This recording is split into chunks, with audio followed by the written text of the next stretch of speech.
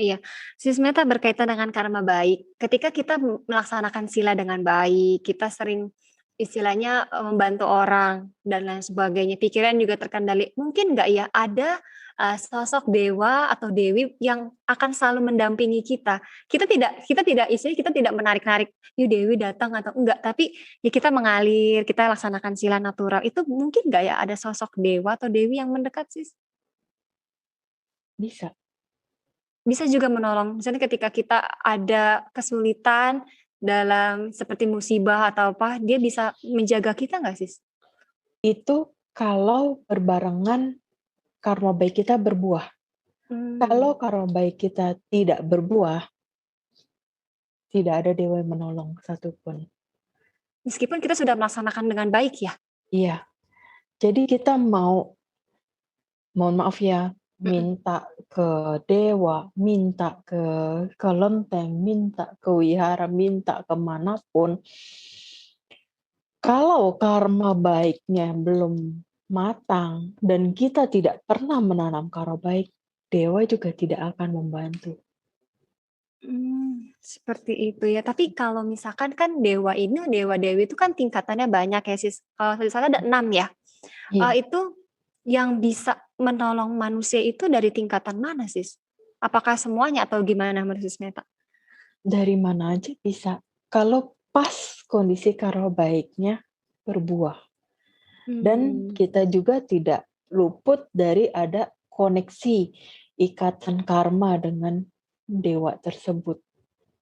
Oh, seperti bukan hanya tentang, karma tapi juga harus ada apa ya, kita juga praktek, kemudian ada koneksi yang tadi yang sudah Sis Meta jelaskan ya?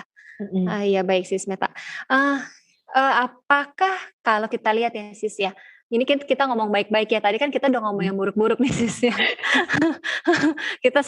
Kita seimbangi dengan yang baik dengan yang buruk juga. Apakah ada ciri-ciri seseorang yang mungkin di kehidupan lampaunya itu terlahir sebagai dewi, kemudian sekarang terlahir sebagai manusia? Sis Meta bisa lihat nggak itu? Ada, Itu jadi ciri-cirinya ya mungkin rupawan juga atau sifatnya yang baik gitu, Sis? iya, biasanya sih cantik, ganteng, gitu. Mmm, Mhm. iya Terus baik. juga dia, mudah memahami, mengerti apa yang sepatutnya boleh dilakukan dan tidak boleh dilakukan. Dia bisa membedakan mana yang baik, mana yang buruk, mana yang benar, mana yang tidak benar. Oh mungkin Itu seperti sudah mhm, terlihat dari kecil, mudah dikasih pengertian. mmm, apa mungkin orang kayak contoh-contoh orang yang bijaksana gitu kali ya, Sis, ya? Mmm, bisa bisa jadi seperti itu. Oh iya baik, Sis. Mmm, kalau di agama Buddha tadi sudah saya katakan, ada alam surga tempat para dewata itu kan tinggal memiliki 6 tingkatan. Mhm. Apakah, untuk dapat terlahir di salah satu tingkatan tersebut juga dipengaruhi karena perbuatan kebajikan pada saat ini, Sis?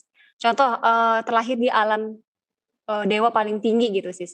Karena Mhm. perbuatan kebajikan saat ini atau karena apa ya? Kok bisa ada tingkatan-tingkatan seperti itu ya, Sis, ya? Iya, karena kebajikan pun menentukan. Selain kebajikan juga ada praktek damanya ya. Mhm Jadi dengan kita banyak melakukan praktek, memahami, mhm. memahami mana yang benar, mana yang tidak benar, terus menjalankan seperti, kita menjalankan sila. Nah, di dalam sila itu kan ada tidak boleh membunuh, mencuri, berbuat asusila, berucap yang tidak benar, sampai mabuk-mabukan. Kalau itu bisa dijalankan dengan baik, ya itu bisa ke alam yang lebih tinggi. Karena kalau yang, orang itu hanya tahu, ya udahlah yang penting berbuat baik, yang penting jadi orang baik, Iya, banyak yang gitu. berpikir seperti Nah, itu, Sis. Mhm itu cuma paling mentok di alam dewa Jatuh alam dewa tingkat pertama, mhm. di situ.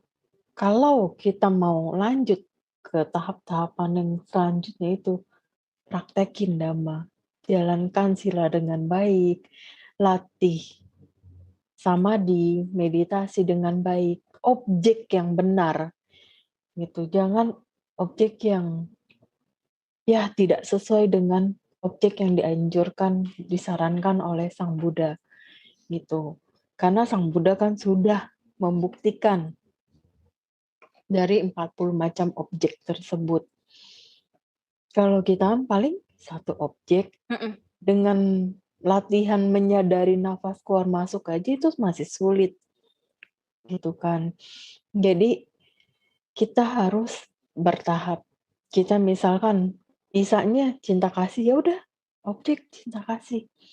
Kita bisanya fokusnya ke nafas, ya udah nafas. Ada juga objek warna, ada juga objek mayat. Nah, kalau untuk objek-objek yang lainnya itu harus ada guru pembimbing yang tidak boleh Mhm. sembarangan. Karena kalau sampai salah dalam menjalankan meditasi, itu bahaya. Bisa menjadi agak-agak error gitu. Terus Mhm. mohon maaf mungkin lebih ke gila. Oh, bisa sampai gila ya, Sis, ya? Bisa, karena kan itu pikiran. Mhm. Kalau kita salah pengajaran, salah praktek, bahaya. Jadi Karena kalau udah error, mhm. udah sampai ke titik di mana dia udah sulit disembuhkan, itu nggak gampang untuk narik dia balik ke kesadarannya yang sebenarnya.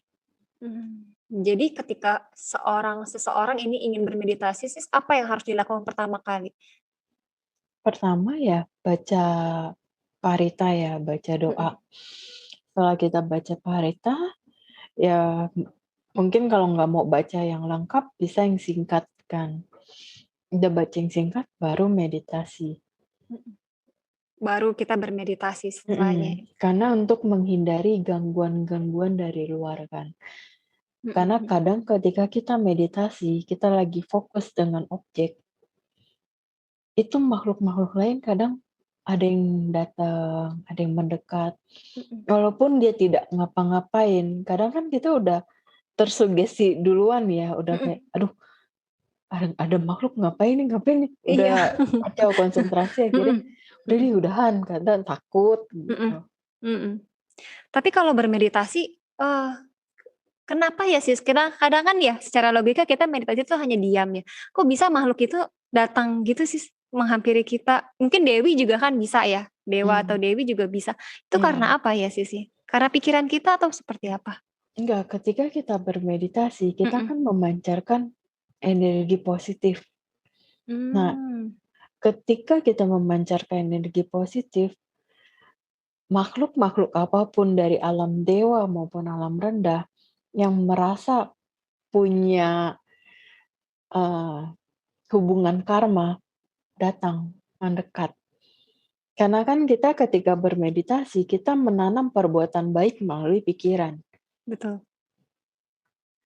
Kalau makhluk rendah yang mendekat, karena dia merasa dia mau dilimpahkan jasa Mmm. kebajikan yang sudah kita lakukan ini untuk beliau. Iya, Sis, berarti kita seharusnya nggak boleh takut ya, tapi kadang sih suka takut sih itu gimana sih sih? Kadang, Wajar. kayaknya panas nih, ada apa ya? Atau kayaknya ada yang noel-noel, jangan-jangan ternyata itu cuman sensasi-sensasi meditasi, itu juga bisa ya, Iya, Sis, ya? bisa. Mmm. Karena ketakutan kan sumbernya pikiran. Jadi kalau pikiran kita, "Duh takut takut takut," ya takut beneran, langsung kebawa ke Ah, perasaan. mhm. Mhm. Oh iya, Sis, berkaitan dengan dewa dan dewi. Dewa dan dewi itu bisa tidak ya, memberikan kita nasihat dhamma? Ketika seseorang yang melaksanakan dhamma itu, dewi itu memberikan nasihat dhamma melalui mimpi? Bisa bisa juga. Oh, Itu bisa biasanya ya? dewa-dewa yang sudah lebih tinggi-tinggi ya, mereka memang paham mengenai Dhamma. Mhm. Jadi mereka menyampaikannya lewat mimpi. Terkadang kita tidak sadari, "Oh, itu mah kayaknya cuma Mhm. bunga tidur." Jadi ketika kita bermimpi seperti itu, apa yang harus kita lakukan, Sis? Ya kalau kita pada saat bangun kita masih bisa ingat, Mhm. ya kita coba praktekin hal yang baik tersebut. Tapi kalau kita pas bangun lupa, ya udah yang penting kita nggak melakukan perbuatan buruk di hari itu dan Mhm mhm mhm. seterusnya.